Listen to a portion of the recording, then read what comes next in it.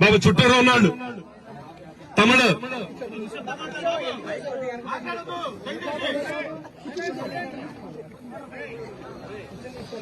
ఈ రోజున రాష్ట్ర వ్యాప్తంగా గత ప్రభుత్వంలో మంజూరు చేసినటువంటి మెడికల్ కాలేజీని ఈ రోజున ఈ ప్రభుత్వంలో ప్రైవేటీకరణ చేయటాన్ని వ్యతిరేకిస్తూ రాష్ట్ర వ్యాప్తంగా విద్యార్థి విభాగం, యువజన విభాగం ఆధ్వర్యంలో జరిగేటువంటి ఈ నిరసన కార్యక్రమానికి సంఘీభావంగా 7 నియోజకవర్గాల నుంచి అందరం కూడా రావటం జరిగింది. మరి ఈ రోజున ఈ ప్రభుత్వం నిర్ణయాలు ఒక పక్క రైతుల్ని, ఒక పక్క మహిళల్ని, ఒక పక్క ఉద్యోగస్తుల్ని, ఈ రోజున విద్యార్థుల్ని కూడా వదలటం లేదు.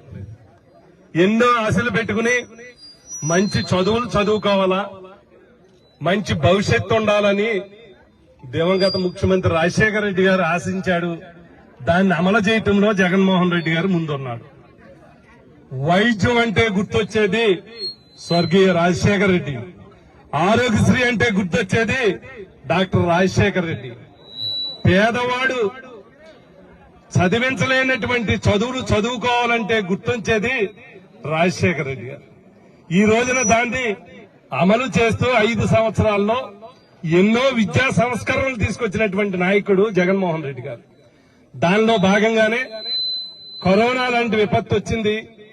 విపత్తు వస్తే ప్రపంచం అంతా కూడా అల్లాడింది, దేశం అల్లాడింది.